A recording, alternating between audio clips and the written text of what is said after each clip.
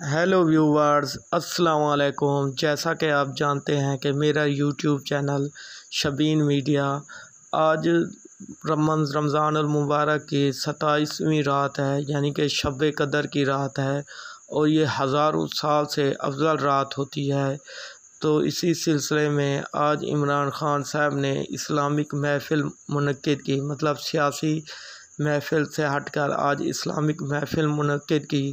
آئیے آپ کو وہ مناظر دکھاتے ہیں، لیکن اگر اس سے پہلے اگر آپ نے میرا چینل کو سبسکرائب نہیں کیا تو لازمی سبسکرائب کریں اور لائک بھی کریں اور شیئر بھی کریں، شکریہ۔ اور آئیے آپ کو محفل دکھاتے ہیں۔